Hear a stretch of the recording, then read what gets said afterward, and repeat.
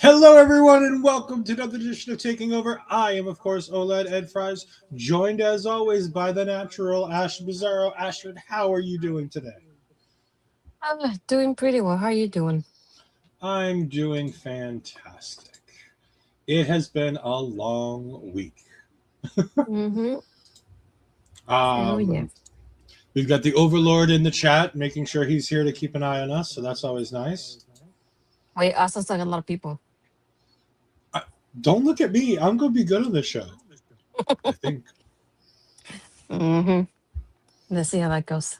I'm a good little boy. Anyways, we're here to talk. Astrid got sick and tired of talking about New England wrestling without talking about Florida wrestling, so she demanded that we cover something from Florida. So I told her, if you want to cover something from Florida, find me something. So here we are. We're here to cover CCW Coastal Championship Wrestling, which you can find right up here. It's Coastal Championship Wrestling on YouTube or CCW Live TV on almost all of your other favorite social media platforms. This was a loud crowd. It was a small crowd, but they were active, Yeah. they were loud, and they had something we haven't talked about on the show before. There was a lot of children in the audience making noise in this show. Which is good. Like, it's one of the fun things I like about independent wrestling is that there are at least some of these shows that the kids are really involved, and you can tell the difference between shows we've watched, like, Ashe Wrestling, or Action Wrestling, or C4, where the crowd is obviously a bit more lively. PPW, where the crowd is obviously a bit more adult and a bit less child heavy. This one seemed to be the opposite.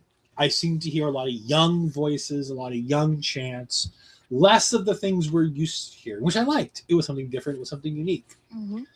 Um, I think this place has got a good vibe to them. I like the vibe that they've got going on here. Although I would prefer if they could do a redo of all of their championships, because their championships are kind of bland. I can see that. They're just kind of bland. It's like, Mm. all of our championships look exactly the same with a different color strap. Yeah. I also wanted I want to correct. I didn't demand, but I did say that we haven't had a Florida independent wrestling company that we have covered. I was not counting MLW because MLW was is not from here. They were just here on a visit. Yeah. So that's why I mentioned this one. This one for me is one because I haven't been to it because they do a shows kind of far from me. Like this one's Port St. Lucie, was about like 3-4 hours away from me, so it's not as a local as you might think it might be. But I see a lot of the graphics on social media, and it's a lot of the people that I'm very familiar with. Like for this is for Mel too, like Stallion Rogers, who's usually partners with Matt Riddle. So I was hoping his attire would be a little bit more colorful like his partners. So I felt we'd see it differently. Vinny Pacifico that we have mentioned before in the past too. This is where I knew Chaja Charlie from before I saw him in MLW for the Battle Riot. So that's another reason why I decided to go about the show. Ben Bishop that we have mentioned in the past too. Another one that really caught my attention, particularly to this one, was also the women's championship match, which is Christian Blaze versus Valentina Rossi that goes by Caprino in WWID. I wanted to see Kristin wrestling because I hadn't seen her wrestle yet. So that's one of the other reasons why I picked this particular show. Because this one, I don't want to say it's old, but it's like kind of like recent because it's about 2 months old. But it's like the people that were in the car that caught my attention to this one more than the more recent one. So that's why I wanted to cover this one. And it's something that I'm like, I see so much of their like graphics on my social media that I'm like, I wanted to at least cover one of the Florida independent wrestling companies that I see quite often on my social media, and this was one of them. Yeah, we'll get back to New England professional wrestling in a little while, but we're taking a Yeah. trip to Florida at least to throw Astrid a bone. Yeah. Every now and then. So we have, although they didn't say the names, we have Tyler Kazmer and Dan Evans on the call. They were good. They weren't great. They weren't awful. They were good. They did the things they needed to do for the most part. Um, all right. let's get into the first match, and we'll get into the good and the bad of everything we got going on here. Stallion Rogers opens the show, taking on Ilan is apparently the only name we get, because unfortunately his entrance was with no audio because they didn't realize they hadn't pressed the audio button when he was making his entrance. He feels to me very, very, I'm just fresh out of wrestling school. How are you doing? Hello, Andre, one of my other tag team partners on Marvel Talk. Hello, hello. You guys can catch us in about a week as we talk all things Spider-Man Brand New Day on Monday night. Yeah, I got my tickets. I've had mine for weeks. I got my ticket today for Saturday, so I'm excited. Yes, because somebody waits till they go on sale for $5 on T-Mobile Tuesdays to get her tickets to all the movies. Why not $5 tickets in this economy? Sue me.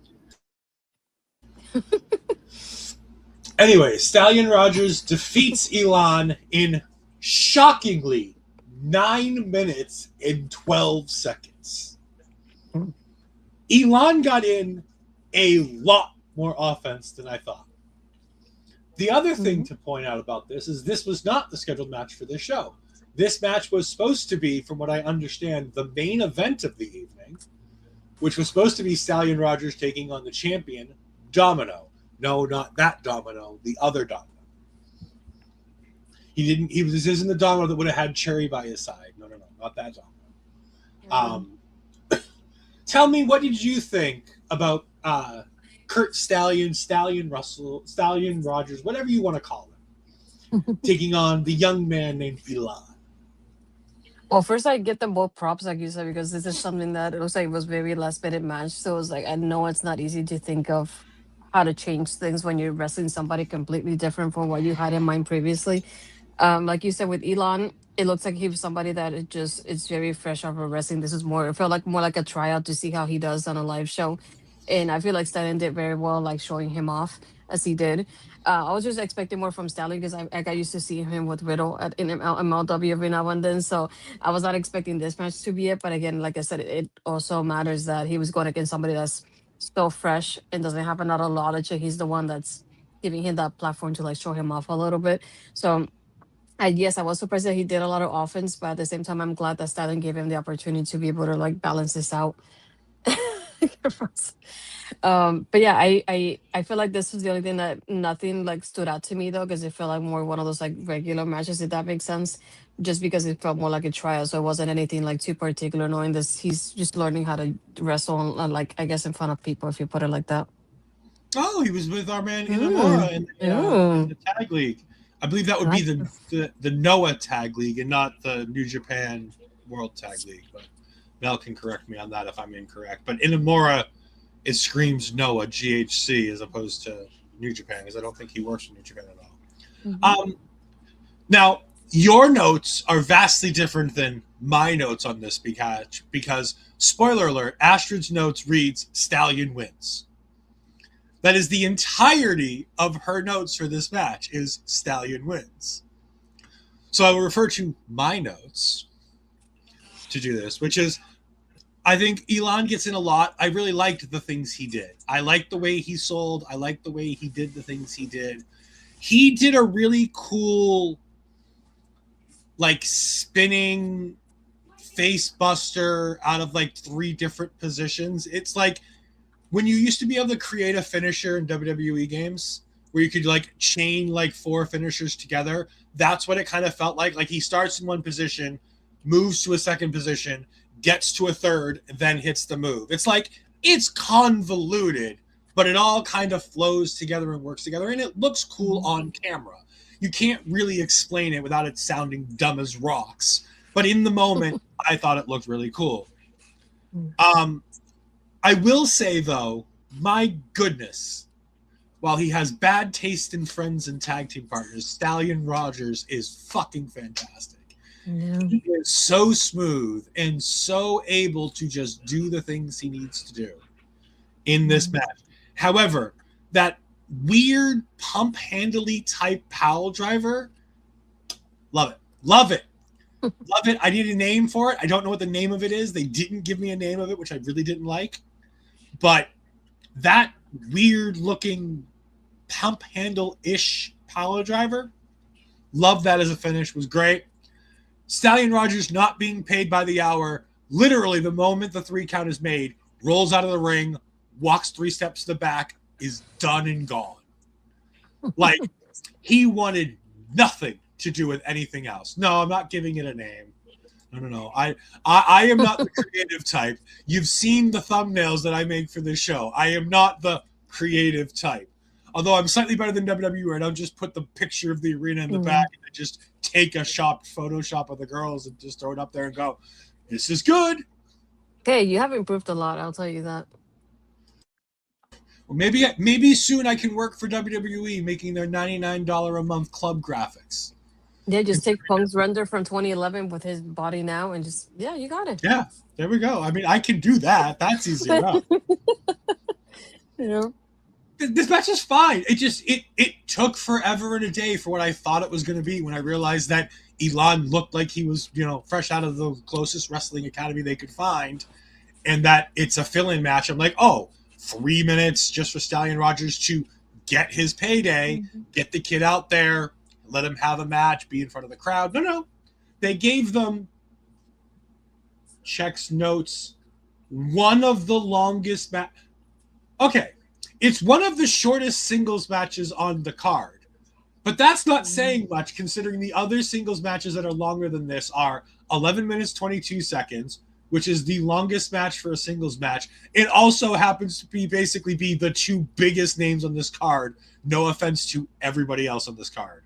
And then the women's match, which got 10 minutes and 40 seconds. Other than that, it was the next longest singles match. Like, it got a lot of time, which honestly I think does a disservice to some of the other matches on the card.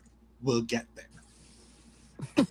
Speaking of getting there, we'll talk about somebody who we've been dying to talk about and somebody who we almost had on this show forever and a day ago. In a land far away, in another realm, in another variant universe, we had Vinny Pacifico as a guest on this show. Vinny Pacifico takes on gorgeous Gregory.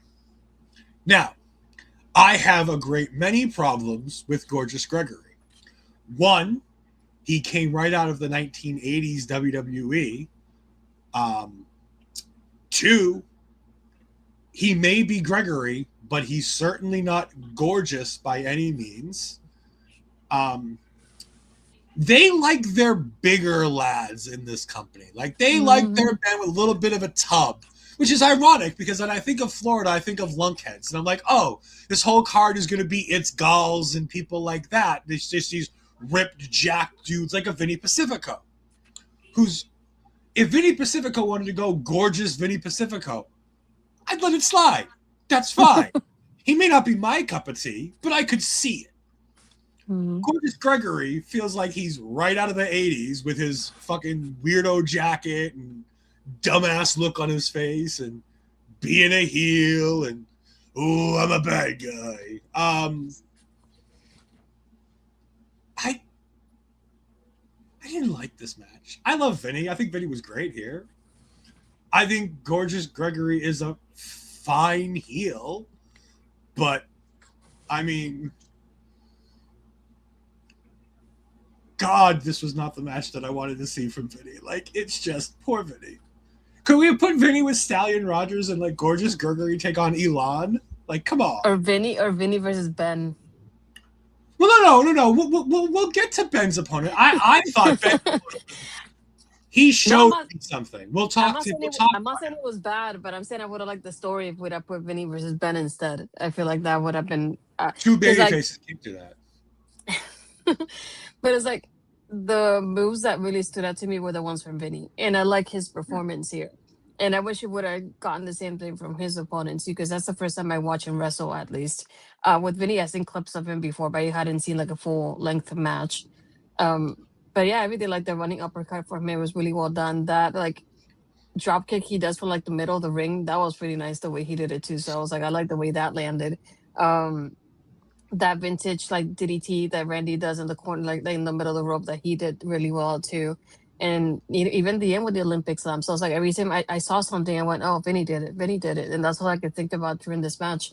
So if this was my first time just watching both of them, I'd be like, Vinny's the one that stood out to me. If we were to think about it that way, and I was like, "Oh, I'm not surprised because Vinny's being booked everywhere, not only in wrestling but in movies too." So I I was was gonna like, say, "Dude, is busy." Yep. No, I don't blame him there. Gorgeous Gregory is a 4-year pro, according to Cage Match, out of New York City. By the way, he's also just kind of like, he's a knockoff Channing Thomas and a bad one at that. Like, if I look at his gimmick and I'm like, who is this guy and what does he remind me of? He reminds me of like a bad version of a Channing Thomas. Like, he's trying to do that. I'm from an old school wrestling territory. Mm-hmm. And it's like, Yeah. I've got like the vest and like, and again, like it's not a like an apples to apples comparison, but they're more alike than they are separate. But Channing Thomas is doing it at the highest of levels where it's really good and fun and interesting. And again, part of that is having Sidney Bacabella by his side. As much as we don't like to praise Sidney Bacabella because he's terrible, he's also fantastic at the things he does. And he's a pivotal piece of the Channing Thomas package. I think if you were to compare, then you could say that Channing has more of like the character down to it than George that Gregory does. So I feel like if you were to compare it that way, I feel like Channing does have a more like has a better foundation when it comes to his character and a better development in that aspect of it. Yeah. I thought Vinny's Olympic Slam was fantastic. I liked a lot from Vinny here. I'm excited to see more from Vinny, whether it be in movies, whether it be in TV shows, whether it be in the ring. Vinny Pacifico is a lot of different places. I was going to say he's everywhere. He's not everywhere. There's only one person on the show that's everywhere, and that's Big Trouble Ben Bishop. He is seemingly everywhere. Speaking of a guy we've talked about, oh no, not quite there yet. We're going to talk about, this match. Oh boy. The CCW Cruiserweight title match. We have Severen with Invidia, who in my notes, I literally wrote it like the gaming thing for the computer, NVIDA, as opposed to INVIDIA. I don't know what Severen's gimmick is. Mr. Marvin Cruz, his opponent, seems to think he's another wrestler, which I'm guessing he is, who's got issues. I don't know what Invidia's gimmick is. I wish that commentary had given us an inkling as to what the fuck is going on here, because I don't know. We're also introduced to the King's Court verbally. In no way, shape, or form did commentary help us with that. And again, like, they were good at telling me the things I'm seeing that I'm watching, but they weren't great at and again, this is why they're really good announcers. They're quality. They do the thing they need to do, but they're not the Swole in the Chris level. They're not chaotic level where they're giving us pieces, like little pieces of, oh, this is going on here, and he's referencing this. And we've talked countlessly at different promotions about how great some of these are. Hell, the guy a couple weeks ago when we were talking about Limitless, one guy doing all of that by himself. Like, we got two guys here, and they were good at what they were doing, but they weren't giving us anything extra. And coming in as a new fan, it didn't help. However, I will say, because I feel like it needs to be said as we're talking about the negatives here, I'm excited to watch the show that just happened this weekend. The Rage in a Cage, or whatever the hell it was called, the King of the Cage, or whatever it is, that they were advertising at the end of this show. I'm excited based on the things I saw here to see what happens next. So as a whole, I'm very excited for CCW and to talk about it and to watch more of it. Hopefully, I think that we can get a little bit more out of their commentary team and a little bit more out of Marvin Cruz, because just as I was getting into this, the match ends by disqualification. Well, no, sorry, it doesn't end by disqualification. Random dude who doesn't get name dropped beats up the guy on the outside, throws him in the ring, dude pins him. And I'm like, well, that's fun. We got 6 minutes of this. We could have taken 5 minutes from Ilan and given it here and really gotten Severen and Cruz a chance to shine. Because believe it or not, I really liked both of them. I think Severen's got some interesting movesets to him. There were some things he was doing. I was like, ooh. Now, granted, his look is very, hey, I watched Damian Priest and Edge growing up, so that's what my wrestling attire is. Because his look is Ring of Honor Damian Priest, and his ring attire is fucking Brood Edge. No, that's Punishment Martinez for you, sir. No, it could be Damian Priest. No. He's engaged to Lola Vice. He's lost all the credibility of being Punishment Martinez now. But I definitely agree with you because like you said, I was enjoying the match. But like you said, first with commentary, I would have liked it if they given more background story into both people. Because I like to know the stories of like, oh, this is what led to this. Because I think about it this way.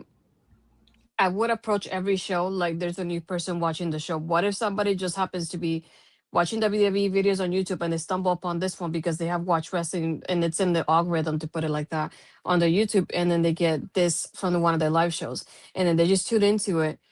And I feel like they have to think about it from that mindset of anybody could be a newer viewer watching this and give us insight to who the people are and what their characters are. With Severen, I wish I could have learned more about his character too. And I was gonna ask you the same thing. I'm glad you mentioned it because when Eddie Valentine came in, they didn't mention his name, but obviously he has the match later on. That's how we know it's him. But I was waiting for him to say his name, and then they didn't. So I was gonna ask you, did you hear the name of the person that interfered? Because I didn't get it. But then I really realized later during the show who it was, so I didn't have to ask you. But that was one of the things that I had on my mind to ask you until I realized who it was later.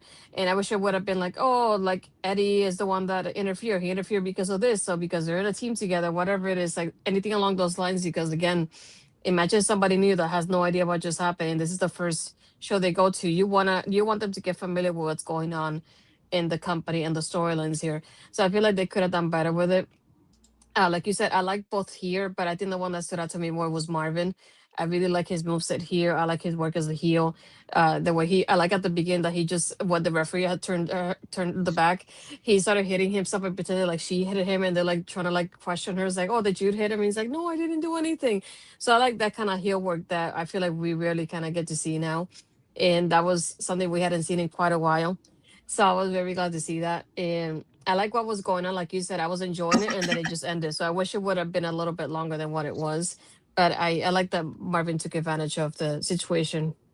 Yeah, like I said, I'm excited to see more from Marvin Cruz. I think there's a lot, and he's part of the reason why I'm very excited to see the next show coming up, because he's going to be part of that big, large cage match thingy that they got going on, main eventing that show. And I'm excited to see how that all plays out and whatnot as part of the King's Court. And trust me, we'll talk plenty about the King's Court at the end of this show, because oh boy, do I have thoughts. We move on to our first tag team match of the evening, where we have Agony and Veritas taking on Cha-Cha Charlie and Jackal Stevens. Oh boy. I said that to Astrid that I thought Veritas reminded me of, with his entrance gear, Christopher Nolan's Scarecrow. And I think after having watched that after I mentioned it, Astrid, I think you have to agree. I'm pretty fucking right on that one. Yeah. I don't know why, but for some reason when we talked about Cha-Cha Charlie because I didn't watch the match. That's why I didn't realize it. When we talked about Cha-Cha Charlie, for some reason I assumed he's this young, up-and-coming sprite of a man. I did not realize Cha-Cha Charlie is a grandpa, seemingly. The man is my age, which is saying something. By the way, looks fantastic, built like a brick shit house. Love me some Cha-Cha Charlie. I was just very discombobulated for a good 5 minutes going, who the fuck is the old man wrestling like Cha-Cha Charlie? Because the gimmick feels like it's a young man's gimmick. And then he didn't make it any better when I start trying to pull graphics for the thumbnail. after having watched his match, and I find I'm looking on his things, and it's like Cha-Cha Charlie wrestling Odyssey Jones, and I'm like, ooh, red flag. That's not good. And then I keep going. I'm like, all right, now I got to find the thumbnail picture. Like, what am I going to use? And I see a picture of him with 2 wrestling talents. I'm like, oh, that's great. I click on the picture to make it bigger so I can see who they are. It's fucking Nikita Lyons and Mara Sardane. And I'm like, fuck this shit. I'm done. I'm just fucking just so done. Jackal Stevens, ironically, I didn't realize this watching it, but after Astrid said he reminds me of somebody in NXT, I knew who it was and I gave her the name. Talk to me about what you thought about Jackal Stevens, and we'll get to Bobby's comment in a minute. Well, first I have to point out, when I see Cha-Cha Charlie, all I think about is No Way Jose in NXT and the conga lines with the music. And that's what I like. I keep picturing whenever the crowd does it with him. Jackal. Okay, so I saw Jackal because he comes out before Charlie does. Charlie comes out like as the surprise kind of partner. So Jack comes out, and I keep looking at him, and I was like, his body looks similar to somebody I've seen before. And I thought for a moment, maybe somebody that I know, and he has a different name. So I keep looking up his name. I was like, no, it's not him. And I kept thinking, he looks so similar to the French guy that was in the early NXT days.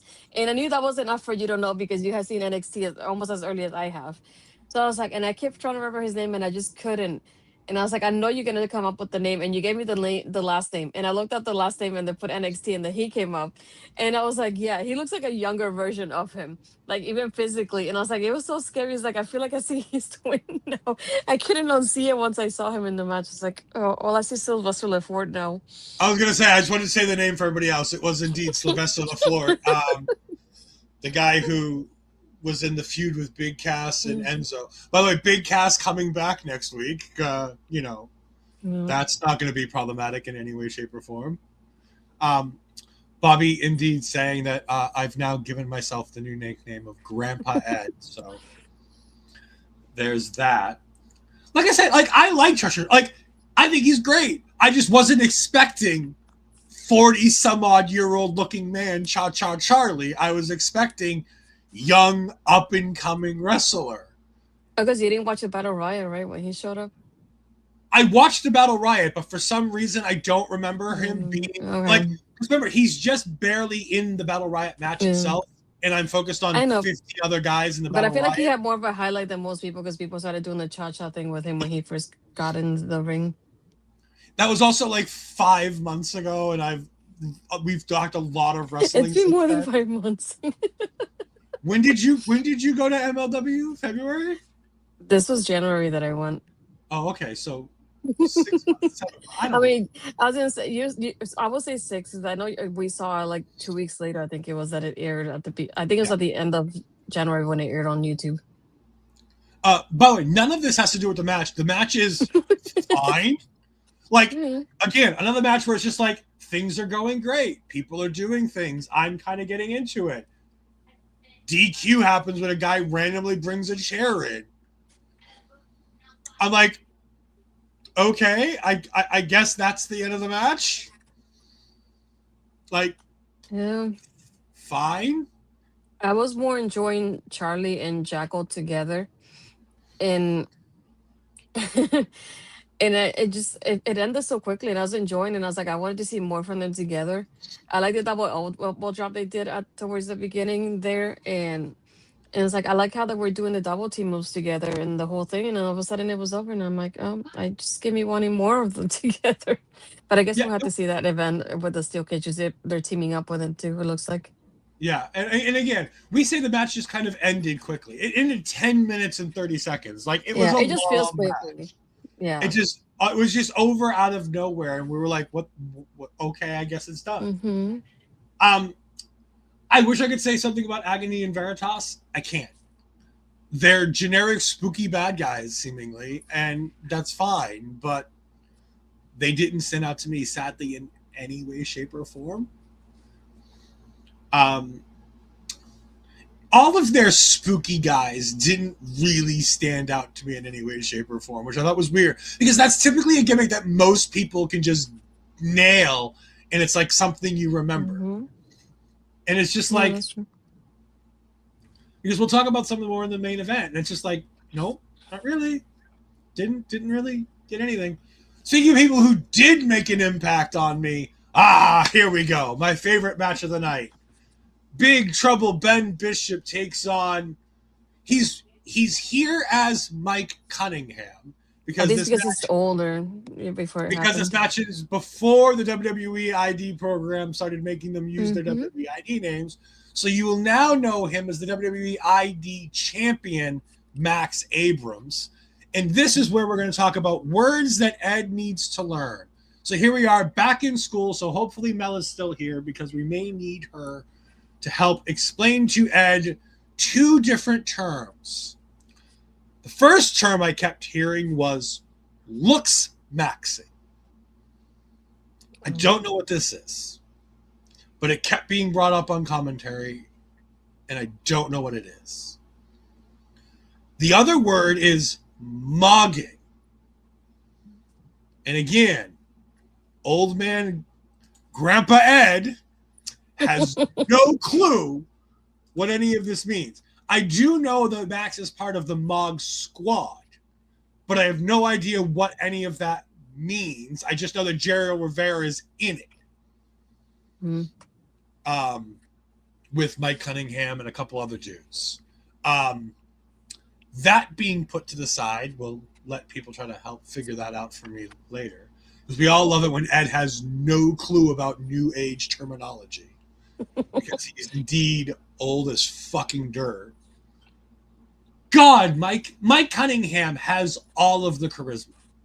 Like, Ben Bishop is a charismatic dude, but he was playing it back to really allow Mike to shine here. Ashley, what did you think here?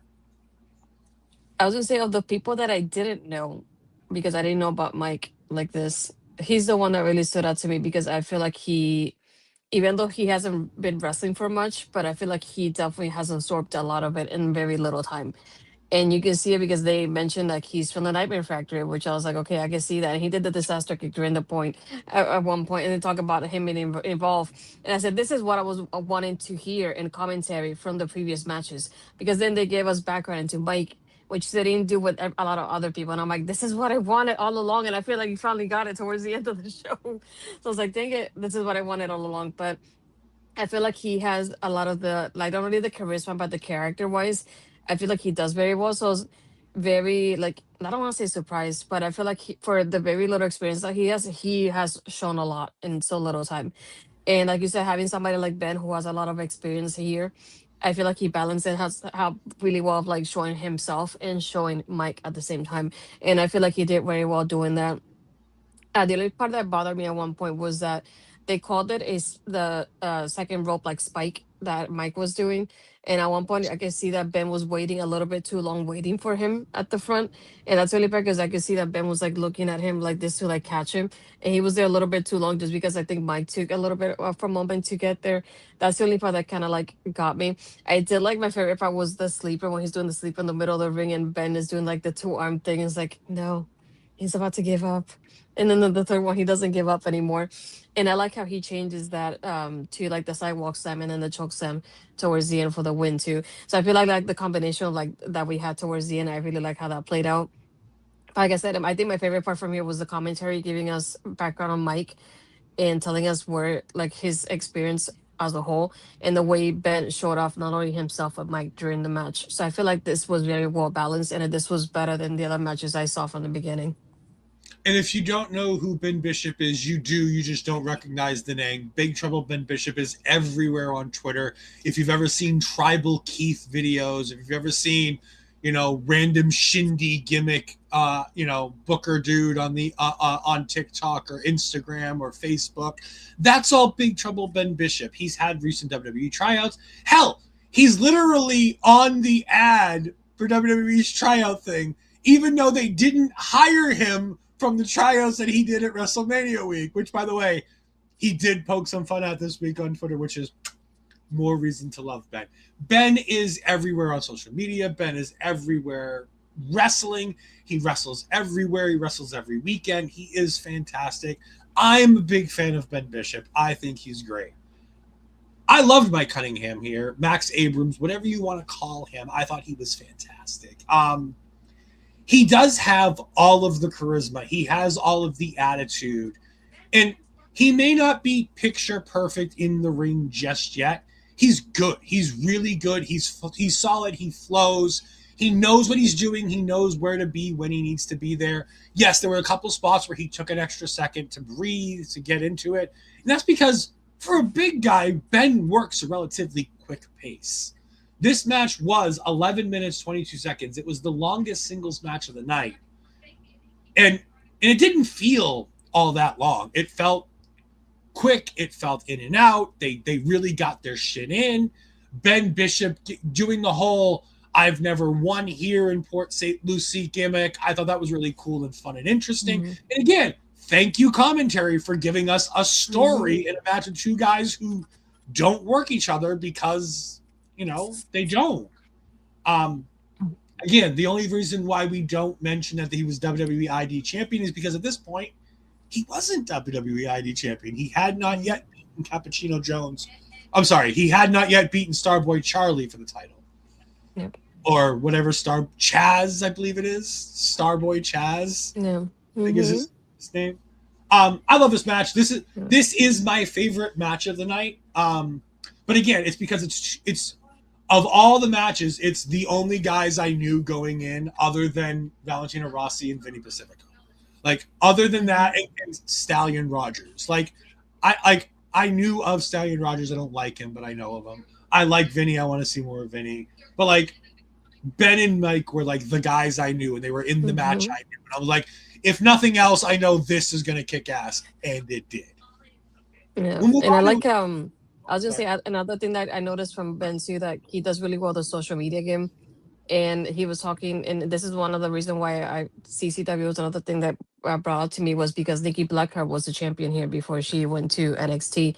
And she posted not a few days ago, it was like, oh, if it wasn't because I posted clips of my sidewalk, like my side slam, then I wouldn't be where I am in NXT. And then this has been retweeted. It's like, this is why you tell people to always post like reels of what they do, because you never know what comes out of it. Look at the opportunity that she's gotten because of it. So I like seeing that too, kind of go full circle for both of them in that sense. Reina Vulcan. Yeah, Volcan. There's an accent. Volcan. Oh, yeah. Okay. Yeah, there's an accent there. I'm American. We're never going to do that. You're lucky I don't call her Reina Volcano. Stop, I was going to say that. But you know what it is? Reina Vulcan is still way better than Cruz Montoya. Don't get me started. Let's move on. We'll get in trouble. Speaking of women's wrestling, before we talk about the women's CCW women's title match, there's something that I want to talk about just because she's one of the favorites of mine and she had a big accomplishment the past week or so. Kylie Alexa is the new Wrestling Open Women's Champion. They finally crowned that champion after having to postpone the match. Congratulations to her.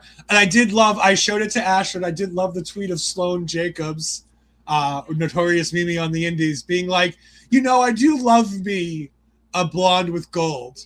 And it's Kylie Alexa on one side and Nikita Lyons on the other. And I'm just like, I like one of these. I don't like the other anymore.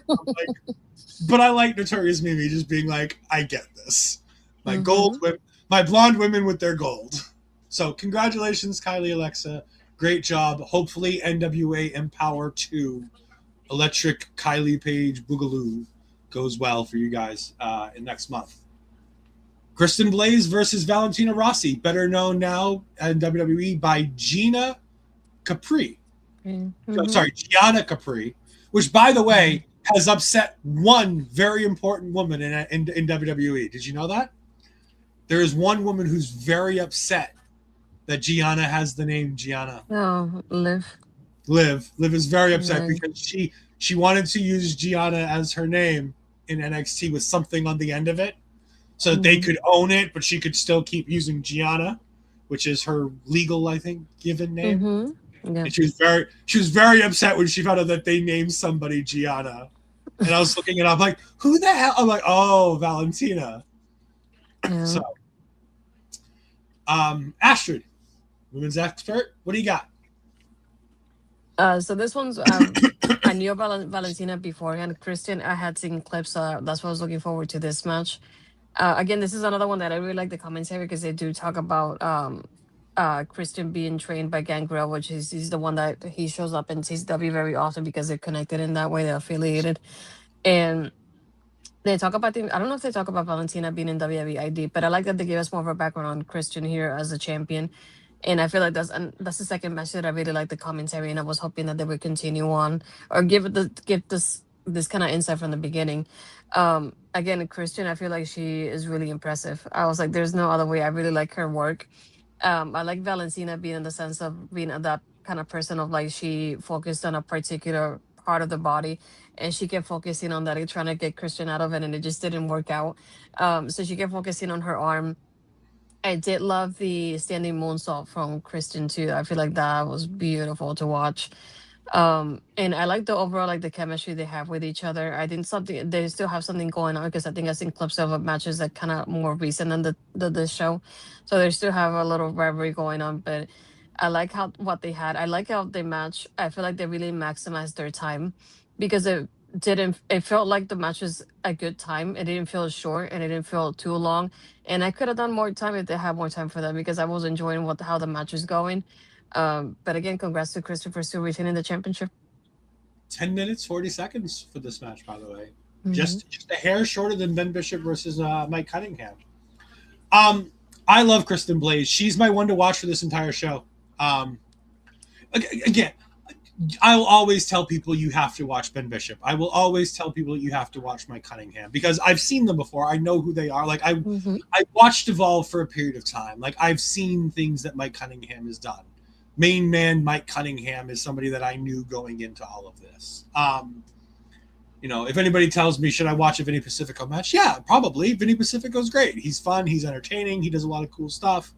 I've been a big fan of Vinny Pacifico ever since I saw him do promo for a match with Alex Kane, where Alex Kane was doing his indie gimmick, and Vinny was trying to see if he could become in the Beaumont Fight Club, and Alex was telling him that he was melanin deficient to be in the Beaumont Fight Club, which I thought was great. These girls killed it. They were so good. We've talked about Valentina Rossi more times than I ever expected. I think we've talked about her 3 or 4 times now at this point. Because I know we talked to her at the PWJ cards because I was there watching her wrestle that match in that 4-way. We've talked about her at least once or twice on Wrestling Open as well, on top of that. And so then we had her here. We also talked about her WrestleMania weekend at Portermania. She was in that match because I remember she slapped Emily J on the butt in that match because then Emily J slapped her. She does have a thing with butts because she did it in this match too where she slapped Kristin in the butt. And I was like... Yeah, you won't forget that either, huh? I mean, I remembered it. I noticed it. It was something... I missed it doing it. I heard commentary say it. And I'm like, yeah, Valentina does that. It's her thing. It's fine. You talk about the standing moonsault being the thing that you caught. For me, it was the PME split-legged moonsault. Like, Trinity does it like she bounces from like one set of ropes to the top and then split legs. RVD did it similar too, where it was one bounce up to the top, do the split-legged. I might be wrong, but I damn near thought I saw Kristin do all 3 ropes to then do the split-legged moonsault onto Valentina for the finish here. I thought that was great. I love that. A split-legged moonsault in general is a great move. I think Trinity has the best one. Sorry, Rob. I never really liked Rob Van Dam's. I think Trinity has the best one. But I think Kristin Blaze's is definitely up there with it. I think that one was fantastic. I love this match. It was great. I thoroughly enjoyed it. Ironically, it's the only match that I went back and watched a second time after I finished the show this afternoon. I did go back and rewatch this match one more time to keep an eye on it. Because, again, Kristin Blaze is my one to watch. I thought she was fantastic. I really liked everything she did here. Glad to see her as a women's champion. Want to see her in other places. So hopefully we start finding her in other promotions. Hopefully she travels a little bit. I know Florida's a bit out of the way, so I'm probably not going to see her as much on anything up here. But you never know. She might start making a Northeast tour. But no, I like this. It had 10 minutes, 40 seconds. It had plenty of time. Which, again, if you're going to have one women's match on the show, at least give it the time. And again, second longest singles match. by a touch. It was the second longest singles match. It was the third longest match of the entire card. Like, and it's a semi-main. So again, check. Great. Just all the good things here for CCW on this one. I'd be interested to see what else they have going on in the women's division, because like with a lot of indie promotions, again, I'm spoiled for choice here in the Northeast where we have so many, like we have the Gabby Forzes, we have Kylie Alexa, we have Notorious Mimi, we have all of these fantastic women who are constantly here doing things. Paris Van Dale, Shannon Levangie. That it's like everybody gets to have women's matches on their cards because you have 10 to 15 women who can just work any weekend and they can work whatever they want. And I'll be interested to see if there's more women over here in CCW, if this is a deep division or if it's just a woman who's here and you kind of just bring in a name to wrestle her kind of thing. Yeah, because I was gonna say I don't think that many of them. It depends on who's around here around that time. I know, for example, they just posted they just had a brand new video sometime today, and they had Mila Moore from TNA, Harley too, and they have for August 1st. But I think this is in Miami. It's Christian against champion versus Ruthie J. So it's like I've seen a couple like some like familiar faces. But I say from what I've seen in the poster, they at least have one women's match based on the graphics that I've seen on their Instagram at least. So even if it's just Kristin and somebody else, they do have at least one women's match per card. So I'm glad that at least have that representation and that it just happened in the card. They just posted another one. This is for let me see, what day is it? Oh, this past weekend. Sarah Wilder versus Astrid Pizarro. So that's another one. I was going to say the King of the Cage, the Game of War. I'm sorry, the Game of War. They have Kristen Blaze defending against Ruthie J. In that one. Yeah, that's the one. Mm-hmm. So yeah, so they have. What's the other one? They also have Matt Taven on this show. Yeah, he comes there often too. Well, you know, Gangrel sometimes makes an appearance every now and then. And they do have certain amount of people that they always kind of bring up.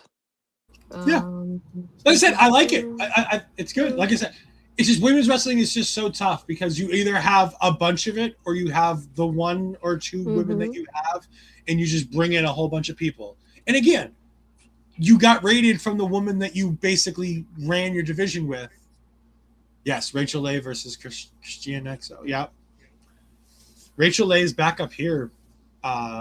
Coming up in a few days. I wanted to go and will not be able to attend, sadly, to go see Rachel live. But yeah, no, I was very happy with this women's match. Again, as long as they have a women's match and they try to push women's wrestling and they give them time and it's not just, hey, we're women on the card just to be women on the card, that's fine. And they do. Like Valentina Rossi versus Kristen Blaze, fantastic.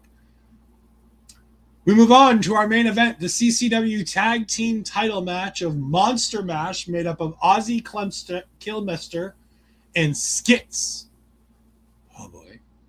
Taking on the King's Court. Oh, boy. With Daniel Lacey and Eddie Valentine, with, of course, Marvin Cruz in tow. Okay. So, the King's Court.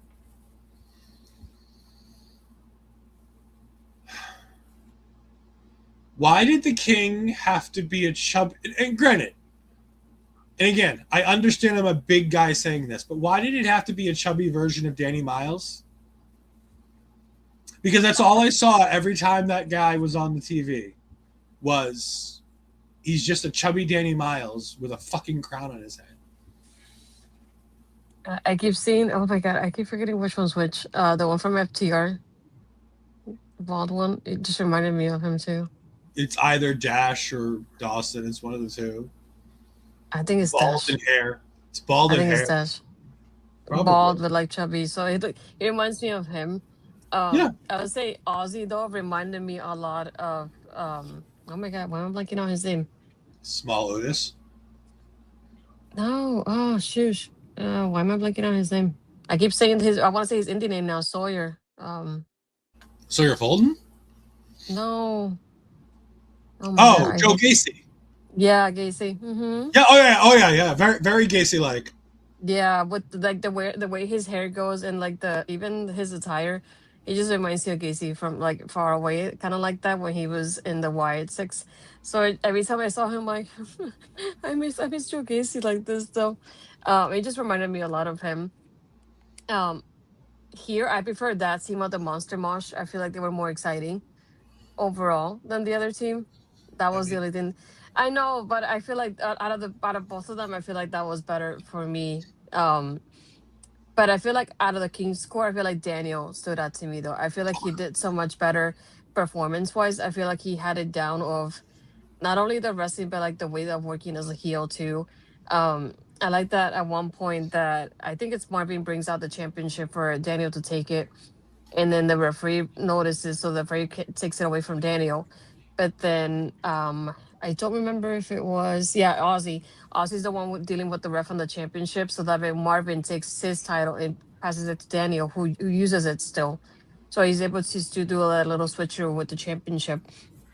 I did like the Swanton bomb from Skitz though. I feel like that one was really well done.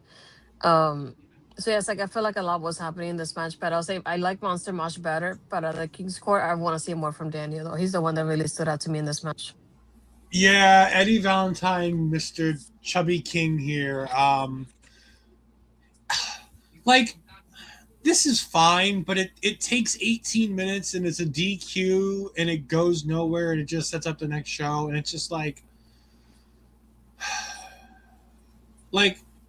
it was just a deflating ending to the show. It's like they don't ever actually announce that the match is over either. Like the ref gets like kicked by the bad guys and like the match just kind of ends. Mhm. They like start all beating up the good guys and then out comes Cha Cha Charlie and the Jackal and they go ahead and Mhm. they run them off and then they make the challenge for. He says, which is funny.